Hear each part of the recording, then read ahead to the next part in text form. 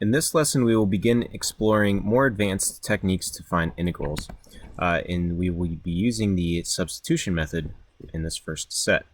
So the substitution method for finding integrals allows us to take integrals that are a little bit more complex. Previously, we've been doing basic power rules and polynomial functions, things like that, basic trig antiderivatives, but we have a lot more functions than that to deal with. So this is going to be more or less the antiderivatives integrals for a chain rule.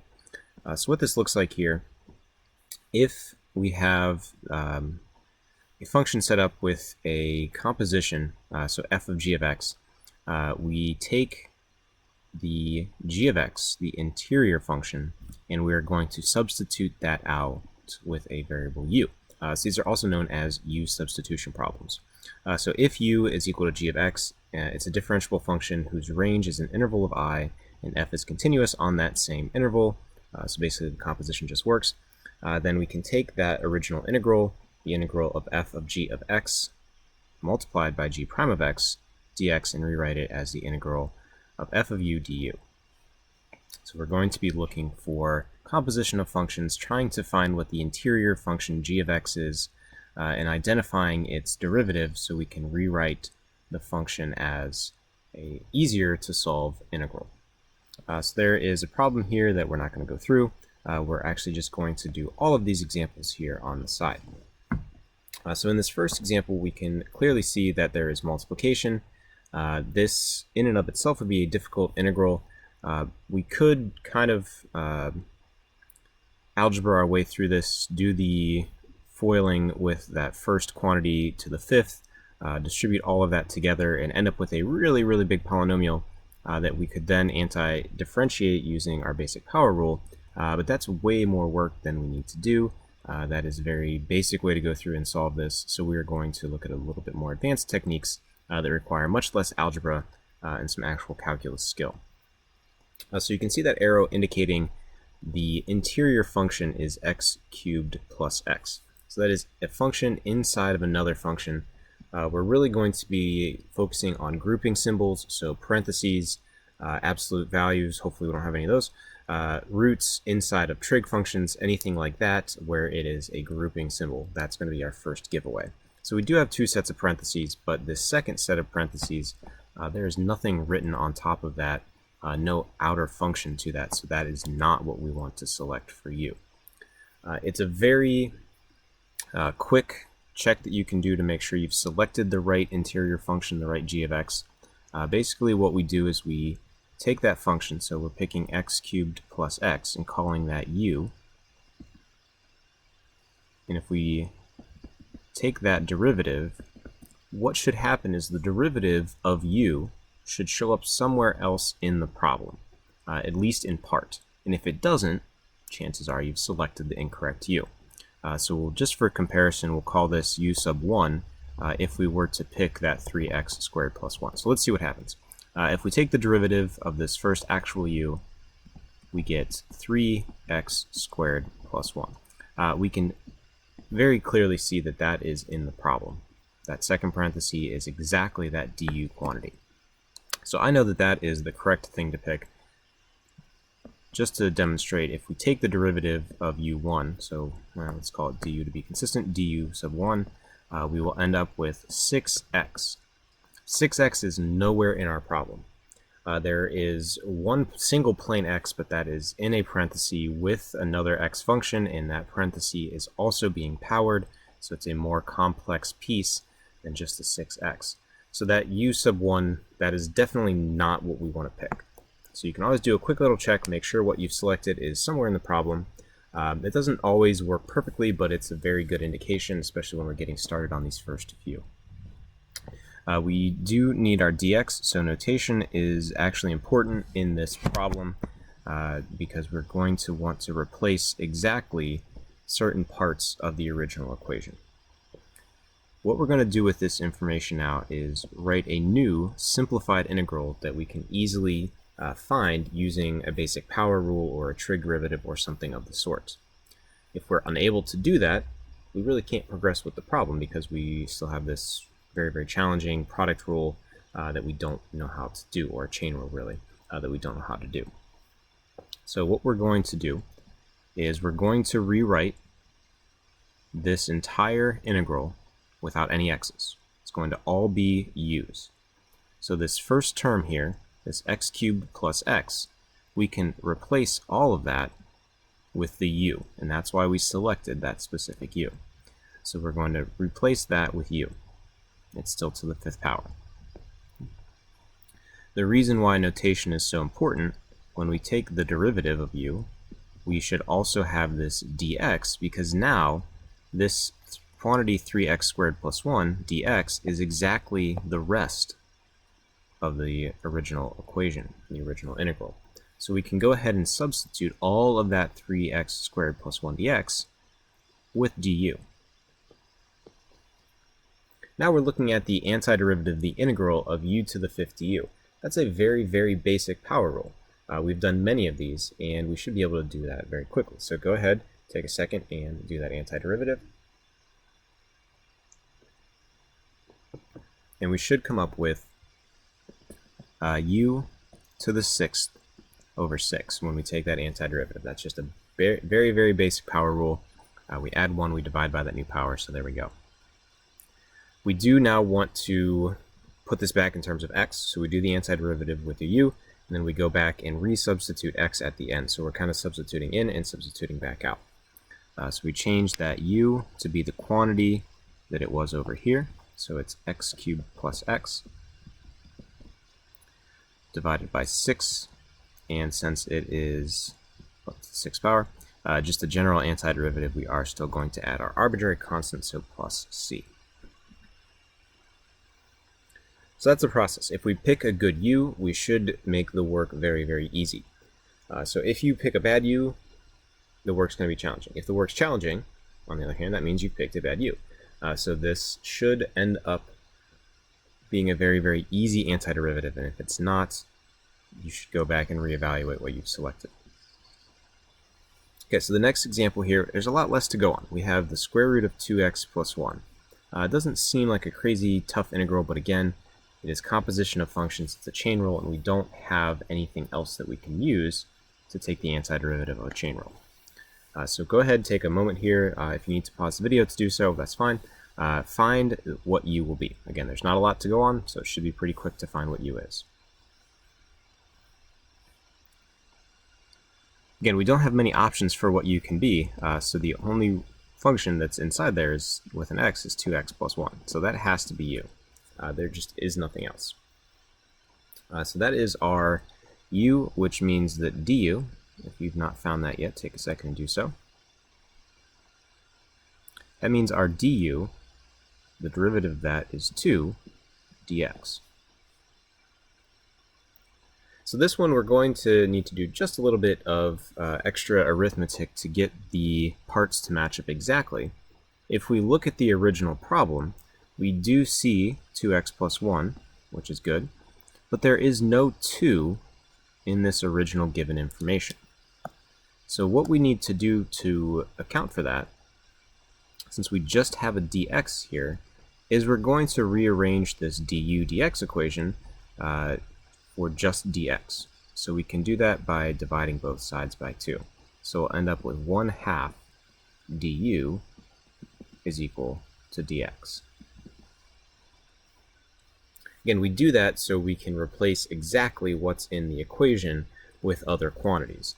If there was a 2 on the outside, we'd be good to go. We could just replace u and du, but since there is not, since it's off by that constant of 2, we just need to rearrange that, move it to the other side, and replace dx with 1/2 du.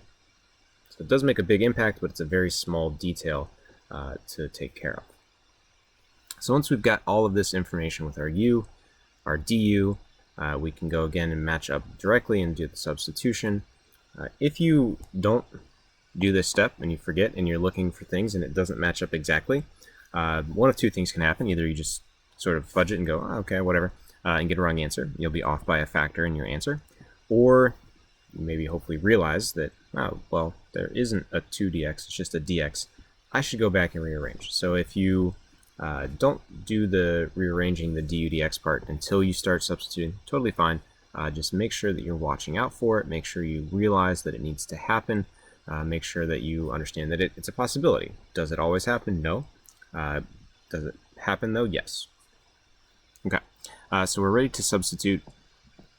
As we're doing this use substitution, I'm going to go ahead and rewrite that square root as a fractional exponent. We know and recognize that as a power rule, so we'll do that here. And then dx needs to be rewritten with 1/2 du. So that's kind of messy and not very conducive to taking an antiderivative. So we do have a rule that says we can take this constant multiple to the front. So to make our lives just a little bit easier, go ahead and if you have an extra constant multiple inside after you do the use substitution, always factor it out to the front. That way it's not going to get in the way of doing your antiderivative. Don't forget about it. You need to carry it through the rest of the problem, but go ahead and just put it out to the front and then do your power rule on the inside.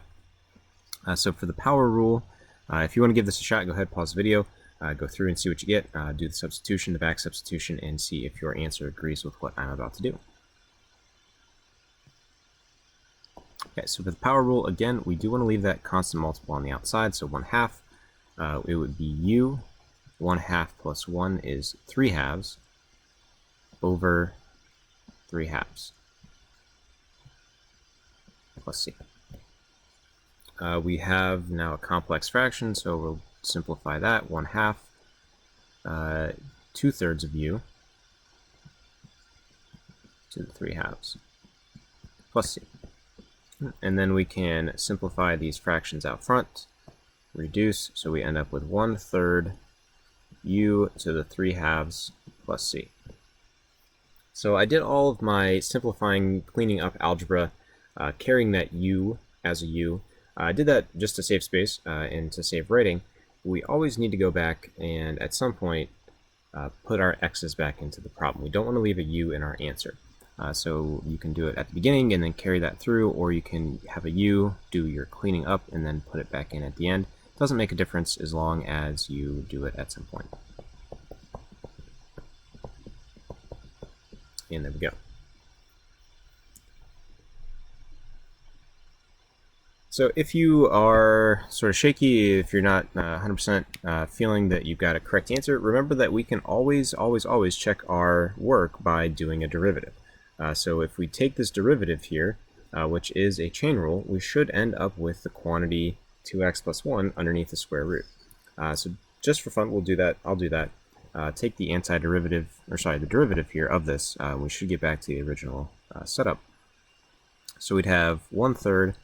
We'd bring that power down. It's power rule derivative, so times 3/2. And then we would leave the inside, so chain rule, power chain, 1/2, because we subtracted 1 from the power, and then we'd multiply by the derivative of the inside. The derivative of the inside would be 2. And then we can clean this all up. 3 on bottom, 3 on top, 2 on bottom, 2 on top. So all of those constants reduced, and we just get left with 2x plus 1 to the 1/2 power, which of course is the square root of 2x plus 1. Okay, so don't necessarily need to check your work again if you feel confident, if you understand the process, but this is always a way to check your work. Because if we forgot to do maybe that 1/2, if we were off by a factor of 2, we might end up with something like 2/3, the quantity to the 3/2 power. And then when we do this derivative, this check, we'll see that it's not actually quite the same original equation. We'd probably be off by like a 1/2. So it's always a way to check our work. Good idea getting started. But once you've done a few of these and realize, oh, hey, yeah, I need to rearrange this so it's exactly what's in the equation, you hopefully will not forget to do that, not make that mistake, and your integral will be good to go. So we have a few more examples here. We got some trig. We've got some e to the x down there. So if you want to give these a try, go ahead, pause the video, do that now. I'm going to work through them for the rest of these examples. Okay, so for the next example here, we've got the integral of 5 secant squared 5x plus 1 dx. So this one does have an extra constant multiple on the inside, which could be good, or could just be extra that we don't actually need, and we're ending up taking out a bigger constant, but we'll do the u substitution and then see where we go. The u is the only part that has an x in this, so for the next two examples here with the trig, there's really not much question about what can be the u. It's the only part that has the variable. Secant squared can't be a u because it's not, we can't derive just secant squared. Like I can't take the derivative of secant squared. It has to be secant squared of some quantity. So secant squared is definitely the outside function. Cosine in the next example is definitely the outside function. So u here has to be 5x plus 1. And then du equals 5 dx. Okay, so that 5 that's in our equation is actually really helpful because now we don't need to worry about rearranging this du equation. We just have to realize, okay, I've got a 5x out front and a dx back here. That's exactly what we need for du. So we really have all of the pieces we need and nothing more. That's nice. So we're ready to rewrite our integral. So it's the integral, again that 5, and the dx will become du, so I'll just kind of write that right there. We've got secant squared, and the 5x plus 1 gets replaced with u. So we're taking the antiderivative of secant squared u du. That is an easy trig antiderivative. So that is in our list of trig derivatives and antiderivatives to know. So if we don't have that one memorized, go back and double check that, but the antiderivative of secant squared is tangent of u. Still have plus c for all these, so tangent u plus c. Okay, so there is no other work to do there. We just need to go now and back substitute and we will be done. So this is actually a much easier problem than the previous one. There's no rearranging, no small arithmetic to do, no simplifying to do at the end. Very straightforward there. And again, you could double check this. If you take the derivative of tangent is secant squared with the chain rule. It'd be secant squared u du, so the derivative of that inside is 5, so that's why we get that 5 out front. Good to go. Okay, so the next one here we have the integral of cosine of 7 theta plus 3 d theta. So they've switched the variable to theta, but not a big deal. We can manage this. And this actually is a problem that we could do from that trig set that we did earlier in the chapter. We don't really need to use substitution here if you're careful with your arithmetic, but it's helpful to have it to see that, okay, yeah, this does make it slightly easier. So it's not a super complex function, but we can still get through it. So we have u equals 7 theta plus 3. Again, that's the only thing that has a variable, so it's got to be the u. So du is 7 d theta. So the bigger reason why this one's in here is, again, to show us that you might be off by a constant from what you need to what you're given. So we don't have a 7 floating around the original problem. There's no constant multiple of 7 anywhere on the outside. So we need to account for that and rewrite this as 1/7 du is equal to d theta.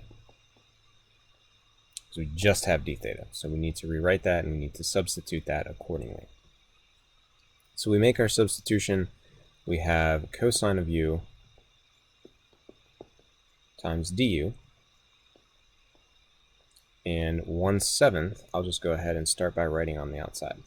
If that doesn't make you comfortable, then again, you can rewrite it like we did up here with the u and then the constant next to the du, but you do want to pull it out to the front, so my advice would be to just get comfortable writing it before the integral, save yourself a line of writing, and that way we don't have to fool around with it or get it caught somewhere that it's not supposed to be, or accidentally try to take the antiderivative of a constant. That'll just be more mess than we need to do.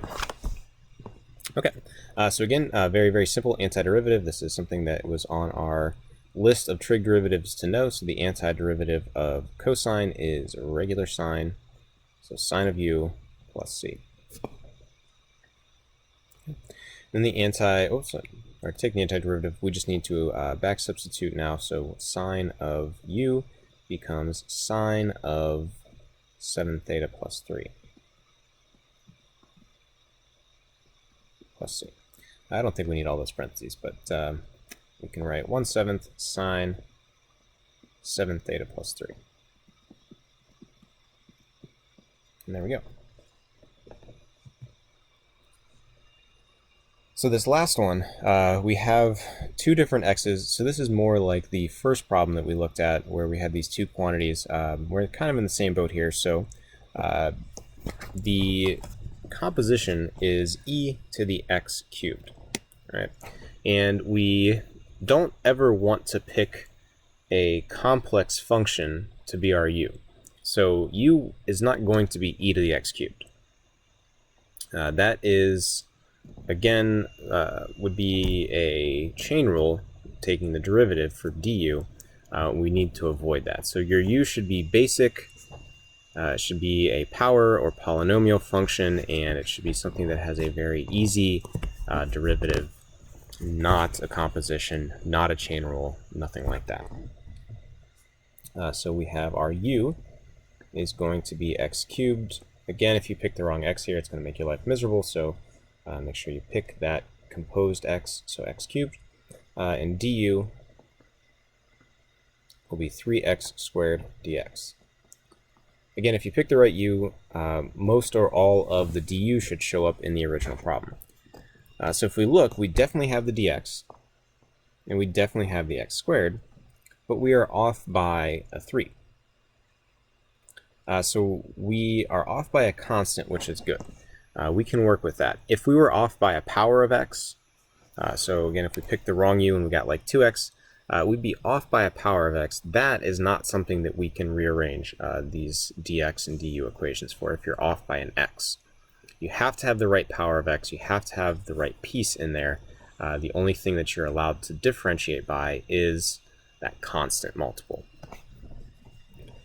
So we only want to move the 3 to the other side. So it's going to become 1/3 du. And now we have exactly that in the problem. We've got the x squared, we've got the dx, we're good to go. So it's going to be the integral of e to the u du, and then that 1/3 we're just going to throw out front to start. No point in putting it inside the work, put it out to start. Okay. So now again, this is another antiderivative that was given to us in a list of antiderivatives to know and to memorize. So we should have that, we should know that. If not, go back and check that, but you should be able to come up with the antiderivative of e to the u because it is e to the u.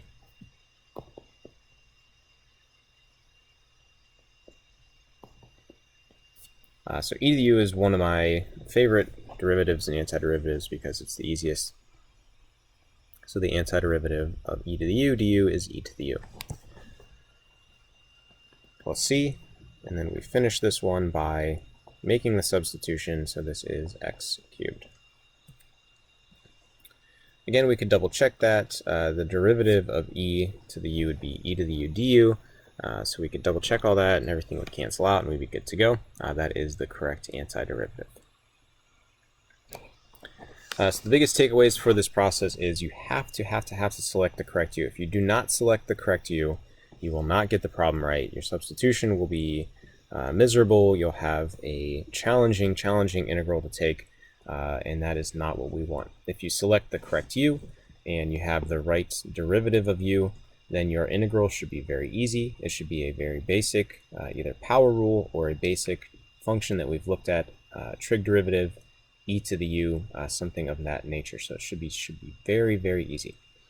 The only other little caveat is to make sure that if there is a constant as part of your derivative, that it's either in the problem to start, like we saw in this third example, or if it's not, that you divide it and take care of it that way, like we had for 3 of the other examples. So that square root, the cosine problem, and the e to the x problem all had constants that we had to pull out. So just be careful with that constant as well. So this is just the first of two more advanced integration techniques. This is the simpler of the two. So hopefully once you do a few examples of this, it makes enough sense. This is taking care of the, again, chain rule, and we will look at in the next lesson integration by parts, which is a little bit more difficult and it's got a bigger formula, but it's kind of in the same ballpark.